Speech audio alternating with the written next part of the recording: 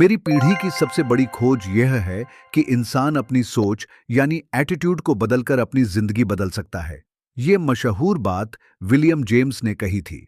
सुनने में बहुत सिंपल लगता है ना? शायद जरूरत से ज्यादा सिंपल। लेकिन क्या होगा अगर मैं आपसे कहूं कि इसी एक छोटी सी सच्चाई को न समझना ही वो कारण है जिसकी वजह से करोड़ों लोग हर सुबह एक अनचाहे डर और बोझ के साथ जागते हैं। आज हम गहराई से समझेंगे जेफ केलर की किताब एटीट्यूड इज एवरीथिंग को। यह किताब सिर्फ अच्छा सोचने के बारे में नहीं है। यह एक मैनुअल है कि कैसे आप उस जिंदगी को खत्म करें जिससे आप नफरत करते हैं और एक ऐसी लाइफ का निर्माण करें जिससे आप प्यार करते हैं, और इसकी शुरुआत आपके दिमाग से होती है। आइए लेखक जेफ केलर के जीवन को देखते हैं। 1980 में जेफ के पास वो सब कुछ था जो समाज कहता है कि हमारे पास होना चाहिए। वे लॉ स्कूल से ग्रेजुएट थे, न्यूयॉर्क में वकील बन चुके थे और उनकी शादी भी एक वकील से हुई थी। सभी पैमानों पर जेफ सफल थे। वे दौलत और शोहरत के हाईवे पर थे, लेकिन एक प्रॉब्लम थी, एक ऐसी समस्या जिससे शायद आप भी आज अपनी लाइफ में गुजर रहे हों। जेफ अंदर से बहुत दुखी थे। वे सिर्फ बोर नहीं थे, बल्कि एक स्पिरिचुअल डेथ यानी आध्यात्मिक मौत मर रहे थे। उनके लिए वकालत की लाइफ कोई ग्लैमरस टीवी ड्रामा नहीं, बल्कि कागजों का ढेर और थका देने वाली अदालती कार्रवाई का एक बोझ बन चुकी थी। यह दुख उनके शरीर पर भी दिखने लगा था। जेफ अपने लेट 20s में थे, लेकिन दिखते 40 के थे। वे झुक कर चलते थे और उन्हें लगातार सिर दर्द रहता था। डॉक्टरों ने सारे टेस्ट किए, लेकिन कुछ नहीं निकला। डॉक्टर ने बस उन्हें पेट की जलन के लिए एक मामूली दवा दे दी। पर समस्या पेट में नहीं, उनकी रूह में थी। वे बर्नट आउट और डिप्रेशन का शिकार थे। यह बदलाव किसी कोर्टरूम में नहीं आया। यह आया उनके घर के एक कमरे में, रात के 1 बजे। साल 1985 की बात है। 30 साल के जेफ घबराहट की वजह से सो नहीं पा रहे थे। टीवी देखते हुए उनकी नजर एक विज्ञापन पर पड़ी ढी। वहां एक कोर्स बेचा जा रहा था, द मेंटल बैंक। उसका मुख्य संदेश था, जिंदगी में हम जो कुछ भी हासिल करते हैं वह हमारे सबकॉन्शियस बिलीफ्स पर टिका होता है। एक पल की बेचैनी में जेफ ने उसे खरीद लिया। उस एक फैसले ने उनकी पुरानी जिंदगी की नींव हिला दी। यहां एक बात समझना जरूरी है, रातों रात कोई चमत्कार नहीं हुआ। यह बदलाव 4 साल का एक सफर था। 1985 उन्होंने एटीट्यूड पर रिसर्च शुरू की। 1989 उन्होंने छोटे सेमिनार लेना शुरू किया। 1990 उन्होंने अपनी वकालत धीरे धीरे कम की। 1992 आखिरकार वे फुल टाइम स्पीकर बन गए। उन्हें वकील होने का रुतबा छोड़ना पड़ा, पैसों की तंगी देखी, यहां तक कि अपनी मां की निराशा का सामना करना पड़ा। लेकिन नतीजा, जब उन्होंने अपना एटीट्यूड बदला तो उनकी एनर्जी वापस आ गई। वे 57 की उम्र में 30 की उम्र से ज्यादा जवान दिखने लगे। इस समरी में हम उस सिस्टम को समझेंगे जिसका इस्तेमाल जेफ ने इस बदलाव के लिए किया। यह किताब 3 अलग और महत्वपूर्ण हिस्सों में बंटी है, थिंक, स्पीक और एक्ट। जैसा कि जेफ कहते हैं, आप वो नहीं हैं जो आप सोचते हैं कि आप हैं, बल्कि जो आप सोचते हैं वही आप हैं। Part 1, success begins in the mind. हम नींव से शुरुआत करते हैं। जेफ केलर इस हिस्से को सफलता दिमाग से शुरू होती है कहते हैं, लेकिन उनका मतलब यह नहीं है कि एक फेरारी के बारे में सोचो और वह आ जाएगी। उनका मतलब है कि आपका दिमाग वह फिल्टर है जिससे आप दुनिया को देखते हैं। अगर फिल्टर गंदा है तो दुनिया अंधेरी दिखेगी, अगर फिल्टर साफ है तो दुनिया चमकती हुई दिखेगी। कल्पना कीजिए कि एक छोटा बच्चा खिड़की से बाहर एक कंस्ट्रक्शन साइट को देख रहा है। वह बच्चा बड़ी मशीनें, हिलती हुई मिट्टी और संभावनाओं की एक दुनिया देखता है। उस बच्चे की खिड़की साफ है, लेकिन जैसे जैसे हम बड़े होते हैं, जिंदगी हमारी खिड़कियों पर मिट्टी फेंकना शुरू कर देती है। माता पिता या टीचर्स की आलोचना मिट्टी के धब्बे की तरह है। पहले प्यार में मिला रिजेक्शन धूल की एक परत है। नौकरी की असफलता और आर्थिक तनाव गंदगी के छींटे हैं। आखिरकार हम कंस्ट्रक्शन साइट या संभावनाओं को देखना बंद कर देते हैं। हमें सिर्फ गंदगी दिखती है। हमें लगता है कि दुनिया ही गंदी और अंधेरी है, लेकिन केलर का तर्क है कि दुनिया बिल्कुल वैसी ही है जैसी वह तब थी जब हम बच्चे थे। बस हमारी खिड़की बदल गई है। हम खिड़की को गंदा क्यों रहने देते हैं? क्योंकि हमें उस अंधेरे की आदत हो जाती है। जब आपका एटीट्यूड नेगेटिव होता है तो आप एक विक्टिम्स विजन कसिट कर लेते हैं। आप निराशा से खुद को बचाने के लिए उन कारणों को ढूंढते हैं कि चीजें क्यों काम नहीं करेंगी। जेफ केलर कहते हैं कि ज्यादातर लोग अपनी पूरी जिंदगी उस नज़ारे की शिकायत करते हुए बिता देते हैं, लेकिन कभी खिड़की साफ करने वाला कपड़ा नहीं उठाते। वे इकोनॉमी, अपने बॉस या अपनी परवरिश को दोष देते हैं, लेकिन अपनी खिड़की तक पहुंच सिर्फ आपकी है, उसे धोना आपकी अपनी जिम्मेदारी है। अब हम सेल्फ हेल्प के सबसे प्रसिद्ध कॉन्सेप्ट्स में से एक की ओर बढ़ते हैं, the law of dominant thought. Keller समझाते हैं कि आप एक ह्यूमन मैग्नेट हैं। आप वो अट्रैक्ट नहीं करते जो आप चाहते हैं, आप वो अट्रैक्ट करते हैं जिसके बारे में आप लगातार सोचते हैं। अगर आप दिन में 8 घंटे यह सोचने में बिताते हैं कि आप अपनी नौकरी से कितनी नफरत करते हैं और आपके पास कभी पर्याप्त पैसा नहीं होगा, तो आप अपनी फ्रीक्वेंसी को गरीबी और हताशा पर सेट कर रहे हैं। आप उन अवसरों को भी छोड़ देंगे जो आपके ठीक सामने खड़े हैं, क्योंकि आपका दिमाग समस्याओं को फिल्टर करने के लिए प्रोग्राम्ड है। इसे एक रेडियो की तरह सोचें। अगर आप जैज सुनना चाहते हैं तो आप रॉक स्टेशन ट्यून करके संगीत की शिकायत नहीं करते, आप फ्रीक्वेंसी बदलते हैं। जेफ सिर्फ यह नहीं चाहते कि आप इसे समझें, वे चाहते हैं कि आप इसे टेस्ट करें। वे सुझाव देते हैं कि अगले 48 घंटों के लिए आप अपने आंतरिक संवाद के प्रति बहुत जागरूक हो जाएं। हर बार जब कोई नेगेटिव विचार आए, मैं यह नहीं कर सकता, मेरे लिए बहुत देर हो चुकी है, वे मुझे पसंद नहीं करेंगे, तो कल्पना करें कि आप शारीरिक रूप से अपनी मानसिक खिड़की से एक धब्बा पोंछ रहे हैं। उस विचार को सफलता के एक प्रमुख विचार से बदल दें। शुरू में यह नकली लगेगा, यह एक झूठ जैसा लगेगा, लेकिन याद रखें, आपका सबकॉन्शियस माइंड असली हकीकत और गहरी कल्पना के बीच फर्क नहीं कर सकता। यह हमें एक ऐसे टूल की ओर ले जाता है जिसे हर सफल व्यक्ति, ओलंपिक एथलीट से लेकर सीईओ तक रोजाना इस्तेमाल करता है, विजुअलाइजेशन। ज्यादातर लोग रिवर्स विजुअलाइजर होते हैं। वे अपना समय उन चीजों की कल्पना करने में बिताते हैं जो गलत हो सकती हैं। वे कार को खराब होते हुए देखते हैं, वे बॉस को उन्हें नौकरी से निकालते हुए देखते हैं, वे प्रेजेंटेशन के दौरान दर्शकों को उन पर हंसते हुए देखते हैं। केलर का तर्क है कि आपका दिमाग एक मूवी स्क्रीन की तरह है। अगर आप असफलता की हॉरर फिल्में चलाते रहेंगे तो आपका शरीर तनाव और चिंता के साथ एक विक्टिम की तरह रिएक्ट करेगा। अपनी जिंदगी बदलने के लिए आपको डायरेक्टर बनना होगा। आपको जानबूझकर सक्सेस मूवीज चलानी होंगी।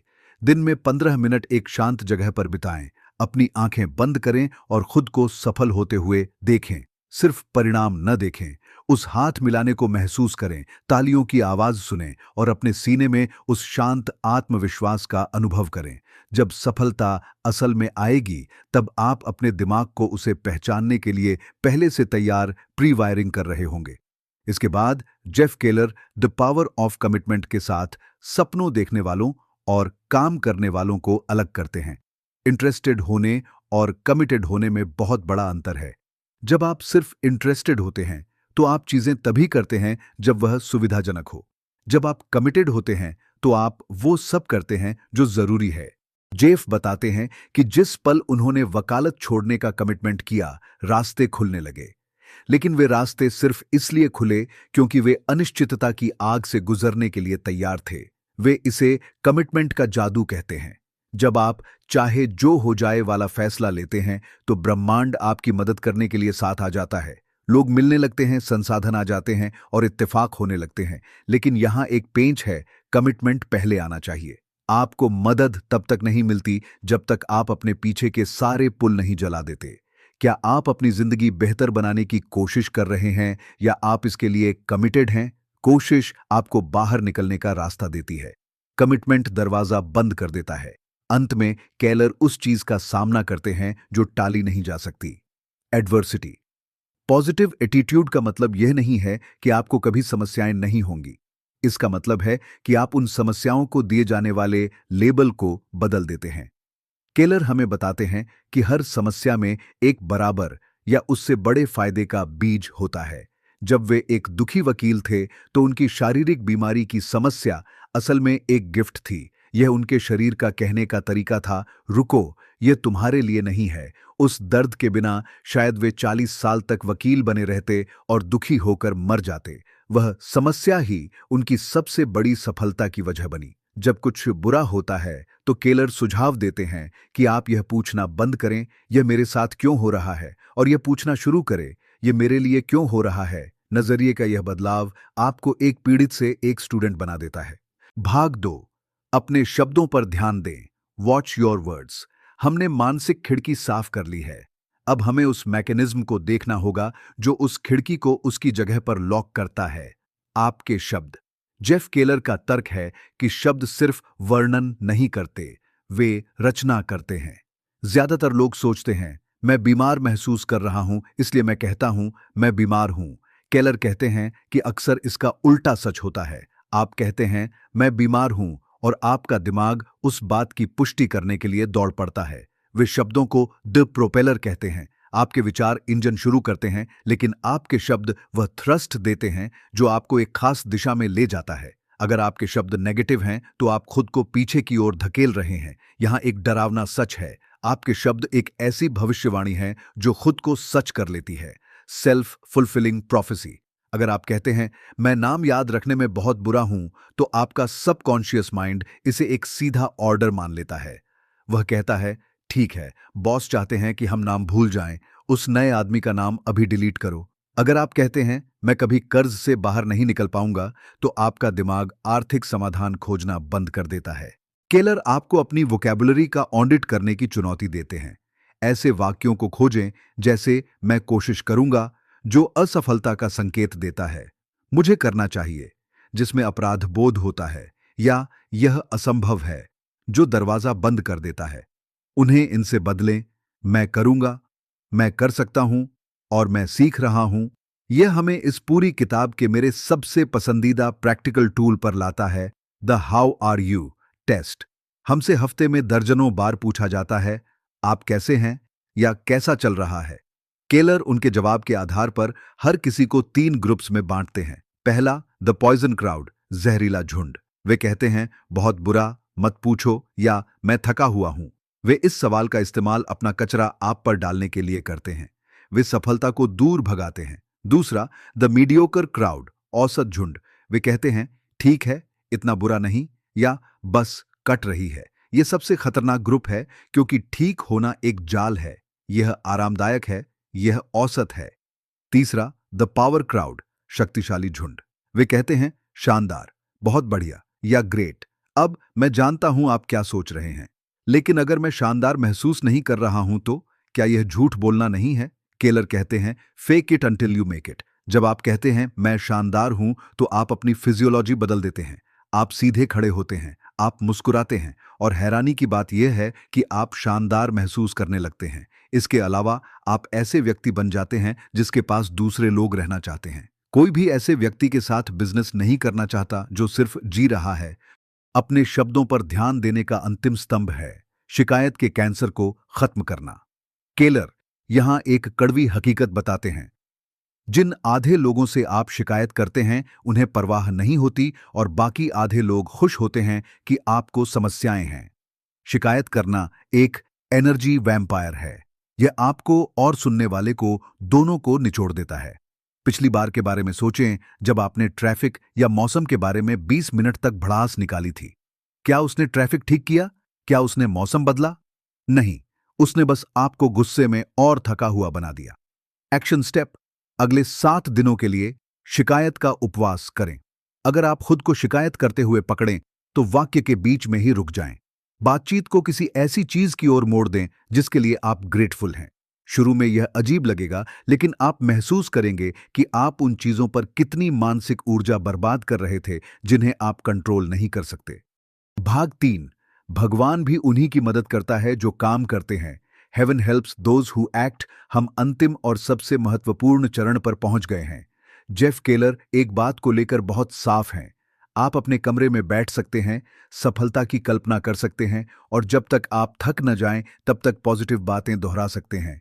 लेकिन अगर आप कभी घर से बाहर नहीं निकलेंगे तो कुछ नहीं होगा। भाग 3 का टाइटल है स्वर्ग भी उन्हीं की मदद करता है जो काम करते हैं। यह वह जगह है जहां असल परीक्षा होती है। हम उन चीजों के बारे में बात करने जा रहे हैं जो ज्यादातर लोगों को रोक देती हैं। डर, टॉक्सिक लोग, और फेल होने की अनिच्छा। केलर एक कड़वे सच से शुरुआत करते हैं। आप उन 5 लोगों का औसत बन जाते हैं जिनके साथ आप सबसे ज्यादा समय बिताते हैं। वे आपसे अपनी एनर्जी को एक बैटरी की तरह इमेजिन करने को कहते हैं। कुछ लोग चार्जर्स होते हैं, उनके साथ से आप खुद को काबिल और एक्साइटेड महसूस करते हैं। दूसरे ड्रेनर्स होते हैं, आप उनके पास से थककर और चिड़चिड़े होकर निकलते हैं। वे लोगों को 2 कैटेगरी में बांटते हैं, टॉक्सिक लोग और पोषण देने वाले, नरिशिंग लोग। टॉक्सिक लोग सपनों के चोर होते हैं। वे आपसे कहते हैं रियलिस्टिक बनो, यह बहुत जोखिम भरा है, या तुम खुद को समझते क्या हो। पोषण देने वाले वे लोग होते हैं जो कहते हैं मुझे तुम पर यकीन है और मैं तुम्हारी मदद कैसे कर सकता हूं। यहां आपको थोड़ा सख्त, रूथलेस होना पड़ेगा। केलर ये नहीं कह रहे हैं कि आप अपने परिवार या पुराने दोस्तों को पूरी तरह से छोड़ दें, लेकिन आपको टॉक्सिक लोगों के साथ अपना समय सीमित करना होगा। अगर आप बाज की तरह उड़ना चाहते हैं तो आप मुर्गियों के साथ नहीं रह सकते। तो हमें काम करने से क्या रोकता है? यह शायद ही कभी आलस्य होता है। यह लगभग हमेशा डर, फियर होता है। रिजेक्शन का डर, बेवकूफ दिखने का डर, पैसे खोने का डर। केलर एक राज साझा करते हैं, सफल लोग भी डरे हुए होते हैं। फर्क यह है कि सफल लोग डर महसूस करते हैं और फिर भी काम करते हैं। असफल लोग डर महसूस करते हैं और पीछे हट जाते हैं। वे मशहूर लाइन कोट करते हैं, वह काम करो जिससे तुम्हें डर लगता है और डर की मौत निश्चित है। अगर आपको पब्लिक स्पीकिंग से डर लगता है तो उसका एकमात्र इलाज जनता के सामने बोलना है। अगर आपको सेल्स कॉल्स से डर लगता है तो एकमात्र इलाज फोन उठाना है। डर से बचना उसे और पालता है, यह राक्षस को और बड़ा बना देता है। वे एक तकनीक सुझाते हैं जिसे द वर्स्ट केस सिनेरियो कहते हैं। खुद से पूछें, अगर मैं यह कदम उठाता हूं और फेल हो जाता हूं तो सबसे बुरा क्या हो सकता है? आमतौर पर जवाब होता है मैं शर्मिंदा होऊंगा या मैं वहीं पहुंच जाऊंगा जहां से शुरू किया था। यह शायद ही कभी मैं मर जाऊंगा होता है। एक बार जब आप जान जाते हैं कि राक्षस के दांत नहीं हैं तो आप आगे बढ़ सकते हैं। जेफ केलर फिर फेलियर शब्द को फिर से परिभाषित करते हैं। स्कूल में एक एफ ग्रेड बुरा होता है, जिंदगी में एक एफ जरूरी होता है। वे एक बच्चे के चलने सीखने का उदाहरण देते हैं। जब एक बच्चा खड़ा होता है और गिर जाता है तो हम यह नहीं कहते उस फेलियर को देखो, उसे बस चलना छोड़ देना चाहिए। हम तालियां बजाते हैं, हम कहते हैं वह सीख रहा है। हम खुद के साथ वही नरमी बरतना क्यों बंद कर देते हैं? केलर का तर्क है कि फेलियर सिर्फ एक फीडबैक है। यह वह ट्यूशन फीस है जो आप सफलता के लिए चुकाते हैं। अगर आप फेल नहीं हो रहे हैं तो आप पर्याप्त कोशिश नहीं कर रहे हैं, आप बहुत ज्यादा सुरक्षित खेल रहे हैं। अंत में केलर नेटवर्किंग की शक्ति के साथ बात खत्म करते हैं। सफलता एक टीम स्पोर्ट है। आप इसे अकेले नहीं कर सकते, लेकिन ज्यादातर लोग गलत तरीके से नेटवर्क बनाते हैं। वे लोगों के पास मुझे दो वाले एटीट्यूड के साथ जाते हैं। मुझे नौकरी दो, मुझे एक कॉन्टैक्ट दो, मुझे पैसा दो। केलर इसे पलट देते हैं। वे कहते हैं कि नेटवर्किंग का राज सेवा, सर्विस है। हर बातचीत को इस सवाल के साथ शुरू करें, मैं इस व्यक्ति की मदद कैसे कर सकता हूं? जब आप एक वैल्यूएबल व्यक्ति बन जाते हैं, कोई ऐसा जो दूसरों की समस्याओं को सुलझाता है, तो आप उन लोगों की एक सक्सेस आर्मी बना लेते हैं जो बदले में आपकी मदद करना चाहते हैं। तो हम एटीट्यूड इज एवरीथिंग के अंत में पहुंच गए हैं। जेफ केलर ने एक दुखी, झुककर चलने वाले वकील के रूप में शुरुआत की थी। वे एक जोश से भरे सफल स्पीकर बने। उन्होंने इकोनॉमी नहीं बदली, उन्होंने दुनिया नहीं बदली, उन्होंने अपनी विंडो बदल दी। फॉर्मूला सरल है, लेकिन इसके लिए डिसिप्लिन चाहिए। Think, speak, act. अपनी खिड़की साफ करें और अपने विजन को कंट्रोल करें। उन शब्दों का प्रयोग करें जो आपको आगे बढ़ाएं, पीछे नहीं। अपने डर का सामना करें, अपने दोस्तों को फिल्टर करें और असफलता को गले लगाएं। अब गेंद आपके पाले में है। जैसा कि जेफ केलर अंतिम पेज पर कहते हैं, बाहर निकलिए और अपनी बाकी की जिंदगी को अपनी सबसे बेहतरीन जिंदगी बनाइए।